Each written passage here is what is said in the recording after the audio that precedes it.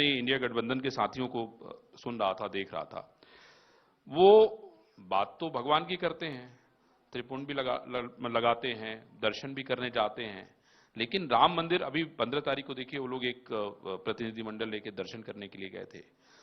वो ये कहते हैं कि भाई ये तो भारतीय जनता पार्टी द्वारा प्रायोजित है, हम 22 को तो नहीं जाएंगे, हम जाएंगे बाद में हम दर्शन करेंगे, लेकिन हाँ इनके जो लोग हैं, आप खड़गे जी को देखिए, उनके बेटे का रिएक्शन देखिए, आप अभी नीतीश कुमार के मंत्री जी का रिएक्शन देखिए, उन्होंने कहा है, आप ये राजा का रिएक्शन देखिए दक्षिण भारत में। सवाल ये है कि ये किस, और आप यहां स्वामी प्रसाद मौर्य जी का रिएक्शन भी देख लीजिए, है? मैं समझता हूं कि ये किस तरह की राजनीति को करना चाहता है, ये राम को कहां लेके जाना चाहते हैं, राम को क्या बताना चाहते हैं? देखिए, जाको प्रभु दारुण दुख दीना ताकि मति पहले हर लीना। मैं यह मानता हूं कि इस प्रकार के जो बयानबाजी कर रहे हैं जी, उनकी बुद्धि भ्रष्ट हो गई है।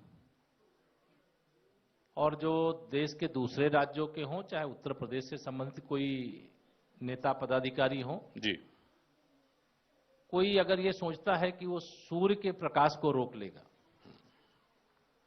कोई यह सोचता है कि समुद्र की सीमाओं को नाप देगा, कोई यह सोचता है कि वह कुछ शब्दों का प्रयोग करके राम की भक्ति का जो भाव लोगों के अंदर भरा हुआ है उसे मिटा देगा, असंभव है जी।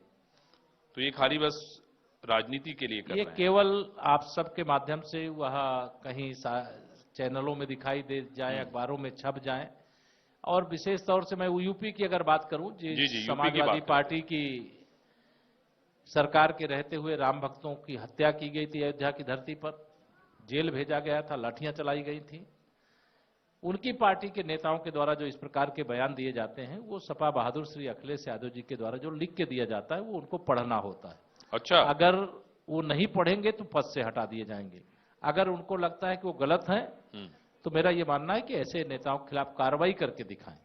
लेकिन अगर कार्रवाई भी नहीं कर रहे हैं और बयानबाजी भी लगातार हो रही है, तो यह रट्टू तोता लोग हैं, इनका मैं कोई मतलब नहीं समझता। ये सारा जो भी कर रहे हैं, उत्तर प्रदेश के पूर्व मुख्यमंत्री, परिवारवाद की राजनीति से मुख्यमंत्री की कुर्सी तक पहुंचे हुए मुख्यमंत्री श्री अखिलेश यादव जी की सब चाल है, और ये हिंदुओं का, राम भक्तों का अपमान करने का प्रयास है।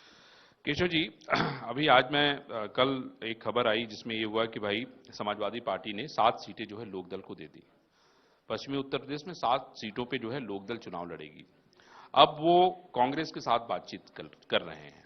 2019 का चुनाव तो मैंने बड़ा नजदीक से देखा था, उसमें 2 गठबंधन थे, बाकी सारे। मैं आपका सवाल समझ गया। जी, आपको ये बता दूं, 2024 में उत्तर प्रदेश में विपक्ष के दल मिलकर के लड़े चाहे अलग अलग लड़े, खाता नहीं खुलेगा। 80 की 80 सीटें तीसरी बार मोदी सरकार के लिए उत्तर प्रदेश प्रचंड अंतर से, प्रचंड बहुमत से देने का काम करेगा। केशव जी, मैं